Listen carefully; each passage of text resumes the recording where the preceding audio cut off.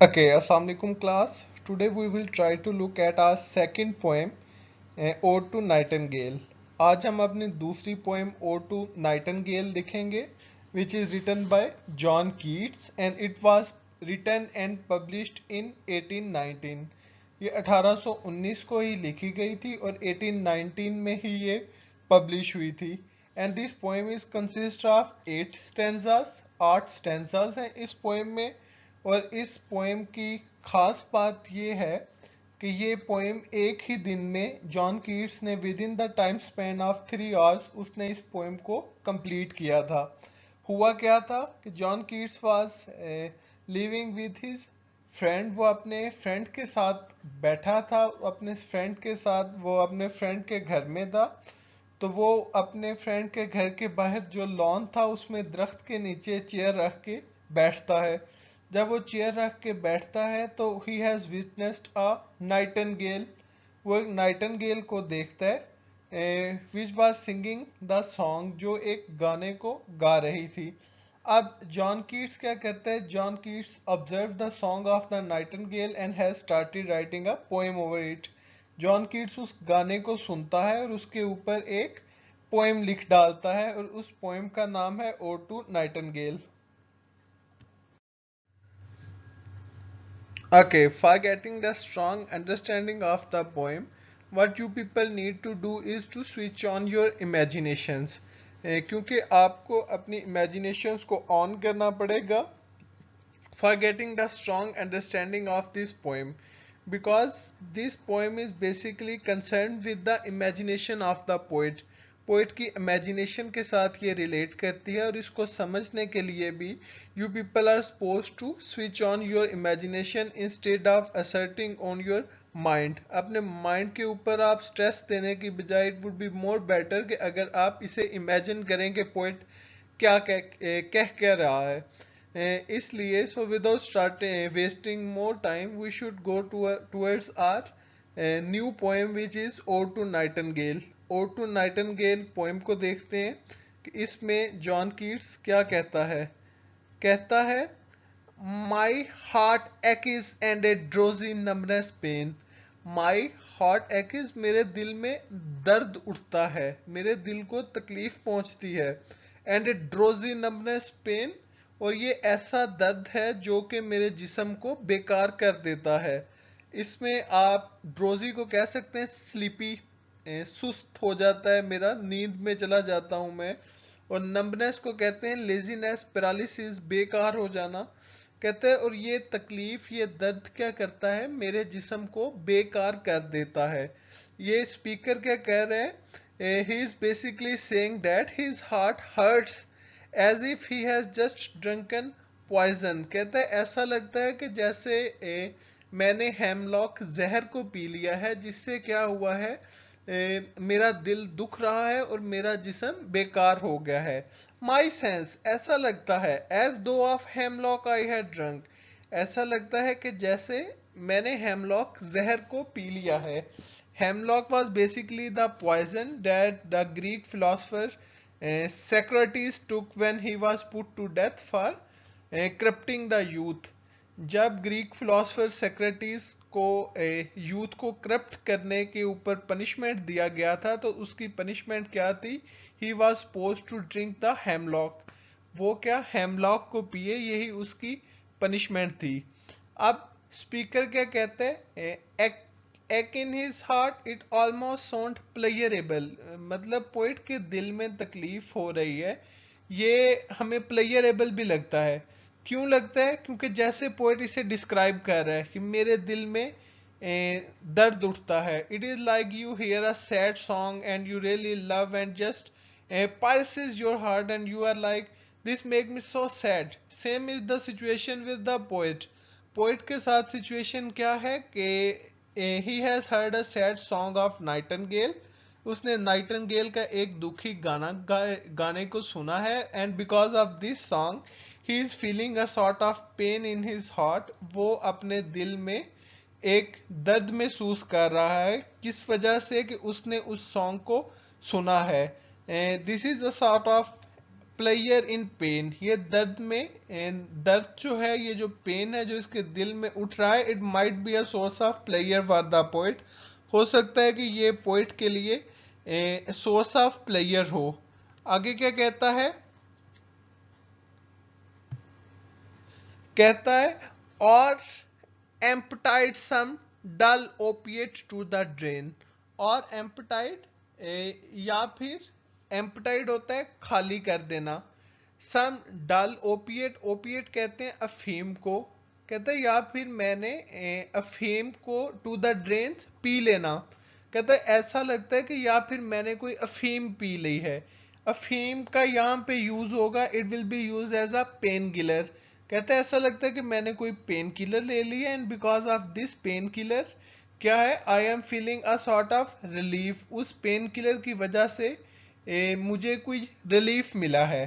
1 minute past, क्या कहता है कि 1 मिनट पहले, एंड लेदी वर्ड हैड संक, ये लेदी वर्ड क्या है, ये एक दरिया का पानी है जिसको पी के आप क्या करते हो, आपके अंदर फॉरगेटफुलनेस आ जाती है, you forget each and every pain of your life, आप कहते हैं कि ऐसा लगता है कि जैसे मैंने इस दरिया का, इस लेथ दरिया का पानी पी लिया है, जिसकी वजह से I had forget all the pains of my life, कहते हैं जिसकी वजह से मैं अपने जो जिंदगी है उसके सारे दर्दों को भूल गया हूँ। This not through envy of the happy lot, कहते हैं this is not through envy, कहते हैं मैं तुमसे हसद नहीं कर रहा, आई am not get jealous of you, ये नाइटिंगेल को एड्रेस कर रहा है, कहते हैं ऐसा नहीं है कि मैं तुम्हारी खुशी से जल रहा हूँ, this is not through envy of thy happy lot, ऐसा नहीं कि मैं तुम्हारी खुशी से जल रहा हूं, but being too happy in the unhappiness, बल्कि मैं तुम्हारी खुशी में बहुत खुश हूं। पोएट ये नहीं कहता कि I am in state of grief and you are enjoying a beautiful song, that's why I am getting jealous of you, मैं तुमसे जेलस नहीं हूं, वो कहता है I am not get jealous of you, the reason is that I am quite happy in your happiness, मैं तुम्हारी खुशी में बहुत खुश हूं, मुझे कोई जरूरत नहीं है तुमसे जेलस होने की। आगे क्या कहते हैं, कहते हैं that thou light winged dryad of the trees, कहते हैं दैट डो, अब ये नाइटिंगेल को क्या कैसे ड्रेस कर रहा है, लाइट विंग्ड होता है हल्के परों वाली, डारियट होता है, डारियट देवी को कहते हैं, ड्रेट देवी को, क्या कहता है, कहता है तुम तो हल्के परों वाली दरख्तों की देवी हो, ये ग्रीक्स में दरख्तों की देवी थी, वाइन की देवी थी, हवा की देवी थी, उन्होंने हर देवी का एक पर्टिकुलर रोल स्पेसिफाइड किया था। अब कीट्स उसे कहते हैं कि तुम तो हल्के परों वाली दरख्तों की देवी हो। In some melodious pot of beck and green and shadows numberless, numberless singest of summer in full throat easy, इसमें क्या कहते हैं, कहता है कि तुम छोटे से जमीन के हिस्से पर जहां सब्ज दरख्त लगे होते हैं, क्या जहां पे beechen green and shadowy numberless singest of summer in the full throat ease, कहते हैं जहां पर तुम एक छोटे जमीन के हिस्से पर जहां सब्ज दरख्त लगे हैं, वहां क्या होता है, इन सम मेलोडियस प्लॉट में उस जमीन पर तुम्हारे गीतों की आवाज सुनता हूं, कहते हैं जहां पर सब्जाजार होता है, शेडोज नंबरलेस, जहां पर बहुत ज्यादा साया होता है, शेडो साया को, नंबरलेस लातदाद साया होता है, दरख्तों का जहां पर लातदाद साया होता है, वहां पर क्या करता हूं, इन सम मेलोडियस स्पॉट, मैं उस जगह पर तुम्हारे खुशगवार गीतों को सुनता हूं।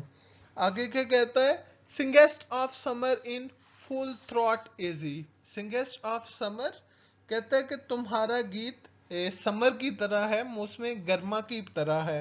अब समर जो है यूरोप में it is quite a rare thing, वहां पे गर्मी बहुत कम होती है और वो समर को एंजॉय करने के लिए यूरोपियंस दुबई में जाते हैं। अब समर का मंथ वहां पे बहुत अच्छा महीना समझा जाता है, तो वो से कहते हैं सिंगेस्ट ऑफ समर, तुम्हारा गीत मौसम गर्मा की तरह है, बड़ा रेयर है, बड़ा अपीली है, बहुत मुझे टच कर रहा है तुम्हारा गीत। इन फुल थ्रॉट इज, कि तुम इज कहते हैं बहुत आराम से गा रही हो, कहता है तुम बहुत आराम से गा रही हो, फुल थ्रॉट, पूरे आराम से गा रही हो तुम, जोर लगा कर। कहते हैं तुम जोर लगा के गा रही हो, फुल थ्रॉट का मतलब है ऊंची आवाज में गा रही हो, इज आराम के साथ। कहते हैं तुम्हारा गाना मौसम गर्मा की तरह है और तुम ऊंची आवाज में आराम के साथ गा रही हो। ये क्या कह रहे हैं, he is basically appreciating the song of Nightingale. ये नाइटिंगेल के गाने को अप्रिशिएट कर रहा है और उसे कम्प्लीमेंट क्या दे रहा है कि your song is so melodious, तुम्हारा गीत बहुत मेलोडियस है। And I am not get jealous of you, मैं तुमसे जेलस नहीं हो रहा, आई am not getting jealous of your beautiful song, मैं इस खूबसूरत सॉन्ग से जेलस नहीं हो रहा। Rather I am quite excited, बल्कि मैं बहुत खुश हूँ। I am excited in your happiness, मैं तुम्हारी खुशी में बहुत खुश हूँ। Okay, second, third and fourth stanza में क्या है, पोएट एक शराब को पीना चाहता है, wants to drink a glass of wine, वो वाइन को पीना चाहता है और वाइन पी कर क्या करना चाहता है, he wants to have a flight of imaginations, वो एक वाइन के ग्लास को पी के इमेजिनेशंस की एक फ्लाइट लेना चाहता है, इमेजिनेशंस में खो जाना चाहता है। ओके, देखें कहता क्या है, कहता है oh for a draught of vintage, vintage wine को कहते हैं, अंगूरों की wine, wine that is basically made up of a grapes, जो कि अंगूरों से बनी गई हो। कहता है oh for a draught of vintage, क्यों कहता है मुझे वाइन की, शराब की एक घूंट पिला दो। That had been cooled a long age, जो बहुत अरसा तक ठंडी की गई हो, डेट हैड बीन कूल्ड, जो कि ठंडी की गई हो, फॉर ए लॉन्ग एज, एक लंबे अरसे तक, इन द डीप डेल्व्ड अर्थ, जमीन के नीचे गहराई में। पोइट क्या कह रहा है, the speaker basically longs for a drink of wine, वो एक ड्रिंक चाहता है, वाइन की एक पैक पीना चाहता है। कैसी वो पैक हो, वो पैक कैसा हो, that has been kept cool deep in the earth, जो कि जमीन के नीचे कहीं गहराई में ठंडा किया गया हो। As I told you earlier about vintage, vintage क्या है, this is basically a wine that is made from grapes, जो कि ग्रेप्स से बनी गई हो और उसे एक जमीन के नीचे लंबे अरसे तक ठंडा किया गया हो। आगे क्या कहते हैं, आगे कहते हैं testing of flora and the country green, testing of flora, उसमें से फ्लोरा फूल को कहते हैं, कहते हैं टेस्टिंग ऑफ फ्लोरा, जिसमें फ्लोरा फूल का जायका आए। क्या कहता है, कहता है जिसमें से फूलों का जायका आए, जिससे ये शराब या ये वाइन बनी हो। आगे क्या है, the country green dance and provincial songs and sunburn mirth. आगे क्या कहता है, अब वो उस शराब को पीकर क्या करता है, डांस करते और म्यूजिक बजाते हुए, किसके हैं ये, प्रोविंकल, कहता है कि डांस करते और म्यूजिक बजाते हुए प्रोविंकल को, किसानों को याद करे। अब क्या कहता है, वो एक ऐसी शराब पीना चाहता है जिससे उसको बनाने वाले जो फूल हों उनकी महक आए और उस शराब को पीकर वो जो डांस हो, प्रोविंकल सॉन्ग्स हों, जो किसानों के गीत हों, उनको वो इंजॉय कर सके। ये क्या है, well that make sense that if you drink wine out of the earth, अगर आप जमीन पर कभी वाइन को पिए तो it is no surprise that it my taste like flowers, उसका फ्लावर्स का एंड प्लांट्स का उसके ऊपर टेस्ट आएगा। पोएट भी वही कह रहा है कि मैं जब शराब को पीऊं, कभी किसी ने पी हो तो उसे आइडिया होगा कि उसमें क्या होता है, फूलों का, फ्लावर्स का टेस्ट आता है और प्लांट्स का आता है। कहते हैं मैं भी जब वो वाइन पीऊं तो उसमें से फ्लोरा फूलों का टेस्ट आए और प्लांट्स का, कंट्री ग्रीन किसी सब्जाजार का उसमें से जायका आए।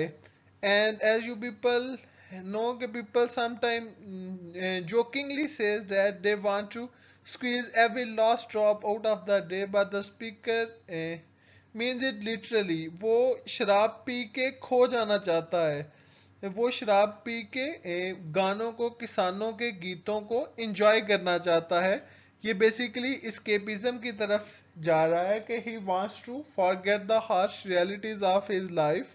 वो अपनी ज़िंदगी की जो हार्श रियलिटीज हैं उनको भूल जाना चाहता है, और क्या करना चाहता है वो शराब पी के वो इस हार्श रियलिटी से कहीं दूर जाना चाहता है।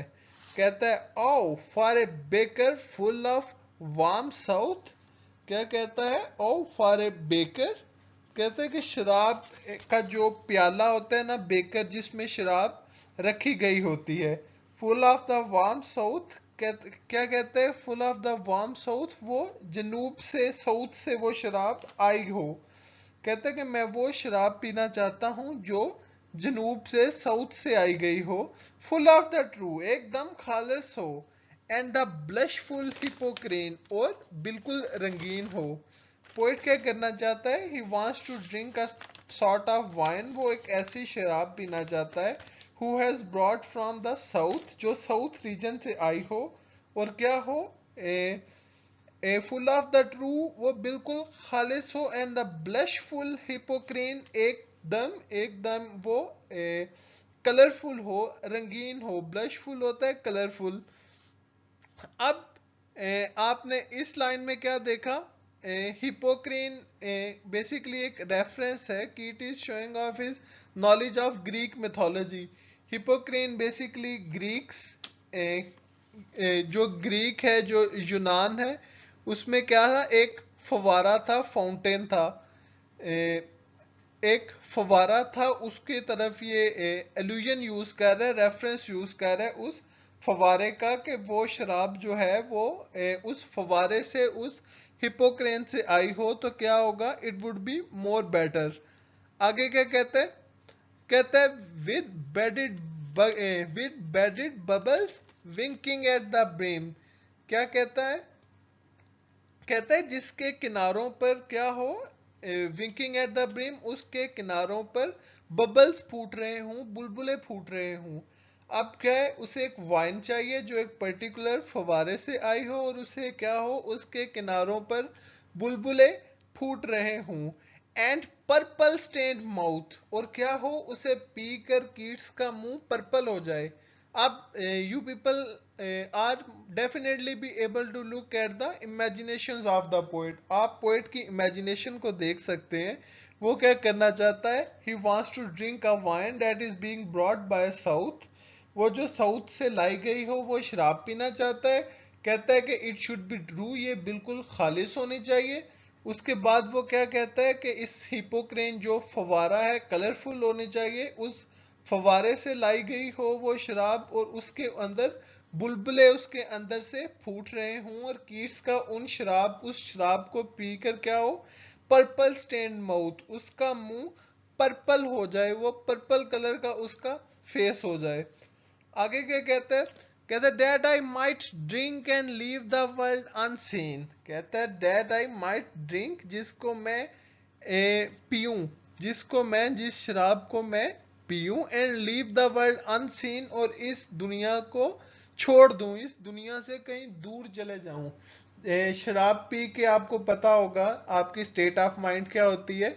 You have lost your consciousness as a result. Keats क्या करना चाहता है? Keats wants to lose his consciousness, वो अपनी कॉन्शियसनेस से दूर जाना चाहता है, खुद को भूल जाना चाहता है। And with the fade away into the forest deem.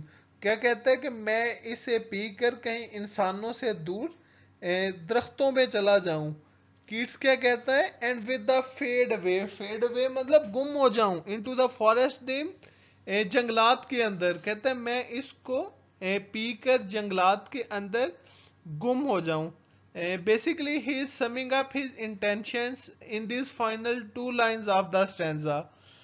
He wants to get drink on his magical wine, वो अपनी मैजिकल वाइन को पीना चाहता है, so that he can leave the world, ताकि वो इस दुनिया को छोड़ दे, विदाउट एनीवन नोटिसिंग, कि किसी को पता भी ना चले। Just fade into the dark forest with the Nightingale, और वो नाइटिंगेल के साथ घने जंगलात में चला जाए। ये कीट्स की डिजायर्स हैं, that is being associated with the wine. कि उसकी वाइन के साथ ये डिजायर्स एसोसिएटेड हैं कि कीट्स उन वाइन को पिए और इमेजिनेशंस की फ्लाइट लेकर वो इस नाइटिंगेल के साथ उड़ के कहीं जंगलात में चला जाए। ओके, अब नेक्स्ट आंसर को देखते हैं।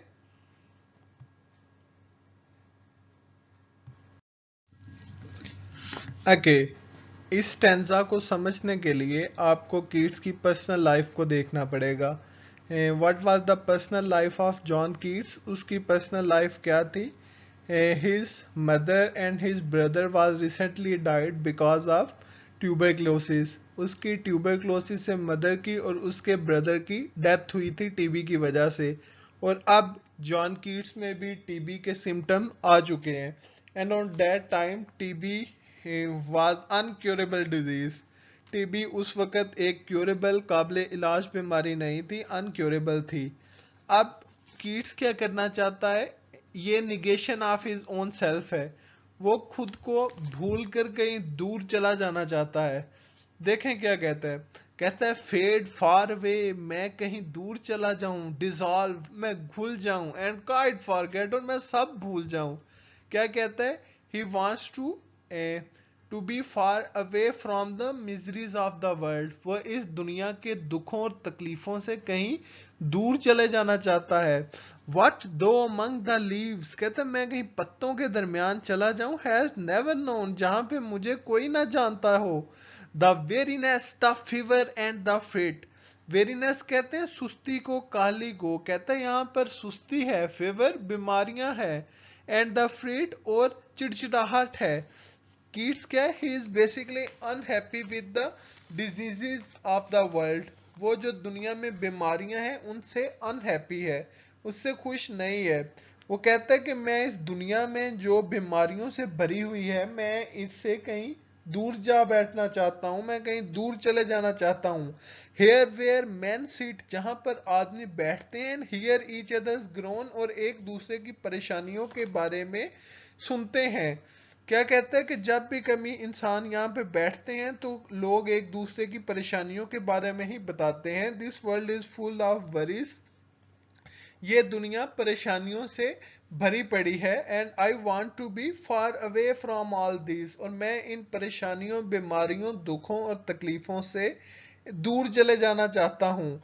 Where palsy shakes away sad last grey hairs. क्या कहता है? जहां पर जो बुरे बालों वाले लोग हैं उनको क्या है, यहाँ पर जो बुरे बालों वाले कौन है? Basically he is talking about the people of old age. जो बूढ़े लोग हैं उनके ग्रे हेयर होते हैं। कहते हैं ये यहाँ पर जो ग्रे हेयर्स वाले, ग्रे बालों वाले जो बुजुर्ग लोग हैं, वो क्या है? They are basically suffer from palsy. Palsy लकवे की तरह की एक बीमारी है। कहता है कि यहाँ पे बूढ़े लोगों को लकवे ने जकड़ लिया है, पैल्सी ने जकड़ लिया है। क्या कहता है कि यहाँ पर बूढ़े लोग लकवे से जकड़े हुए हैं, वो बीमार हैं। वेयर यूथ ग्रोज पेल, जहां पर नौजवानों का रंग पीला है, पेल जर्द रंग को कहते हैं। एंड स्पेक्टर थिन, और वो पतले होते हैं, एंड डाइज, और मर जाते हैं। यहाँ पे वो अपनी और अपने भाई की बात कर रहा है। Basically he has a sort of idea, उसे एक आइडिया है that he is suffering from the disease which is incurable and he might will be died after some time. उसे वो आइडिया है कि वो ऐसी बीमारी में मुब्तला है जो कि अनक्योरेबल है, और उसकी वजह से लोगों की डेथ हो जाती है। आगे क्या कहते हैं? कहता है where where but to think is to be full of sorrow. कहते हैं जहां पे सोचना किसी गम से कम नहीं है। कहते जब मैं सोचना शुरू करता हूं तो my heart becomes full of सारो, मेरा दिल गमों से भर जाता है। क्यों? क्योंकि उसका ब्रदर, उसकी mother, they have been died because of tuberculosis, वो टीबी से मर गए हैं। और जब उसको ये ख्याल आता है कि अब वो भी मर जाएगा तो क्या होता है? When a thought comes in his mind that he will also be died as a result of tuberculosis, वो भी टीबी से मर जाएगा, तो his heart becomes full of sorrow, उसका दिल गमों से भर जाता है।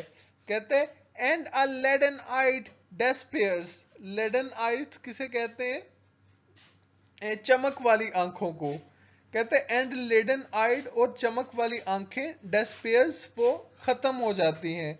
क्या कहते हैं? कहते हैं यहाँ पर आंखों की चमक भी बाकी नहीं रहती। कीट्स किसकी बात कर रहे हैं? ये बेसिकली अपनी पर्सनल लाइफ की बात कर रहे हैं। क्या उसे बीमारी ने आ लिया और उसकी आंखों की चमक खत्म हो गई, उसका कलर पेल पड़ गया, स्पेक्टर थिन, वो पतला हो गया, एंड डाइस, और मर गया। ये he might be talking about him और हिज ब्रदर, या वो अपनी बात कर रहा है या अपने ब्रदर की बात कर रहा है, दोनों की बीमारी सेम थी। एंड लिडन आई डिस्पेयर, और ये चमक वाली आंखें खत्म हो गई। Where beauty can not keep her lustrous eyes, कहते हैं जहां पर खूबसूरती अपनी आंखों की चमक बाकी नहीं रख सकती। कहता है क्या? यहाँ पर खूबसूरती अपनी आंखों की चमक नहीं रख सकती। और new love pine are them beyond tomorrow, और क्या कहते हैं?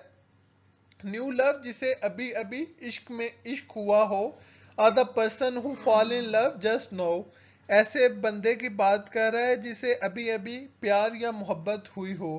क्या कहता है? उसकी महबूबा की आंखों की चमक भी क्या है, वो गायब हो जाएगी। कीट्स कहता है कि जो न्यू लवर है उसकी महबूबा की जो आंखों की चमक है वो भी गायब हो जाएगी। यहाँ पे वो करंट लाइफ का रोना रो रहा है कि इस दुनिया में पेन्स हैं, मिजरीज हैं, तकलीफें हैं, और बहुत सारी परेशानियां हैं। इसलिए इन परेशानियों से जान छुड़वाने का the better way to get rid of these difficulties and pains, there is only one वे।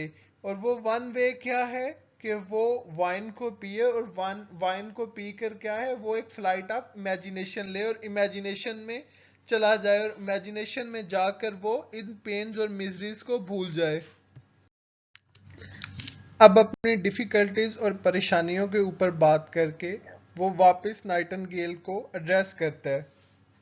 कहते हैं away away for I will fly to thee, away away मैं उड़ जाऊंगा, अवे मैं दूर उड़ जाऊंगा, for I will fly to thee मैं तुम्हारे साथ उड़ जाऊंगा। नाइटिंगेल को कह रहा है।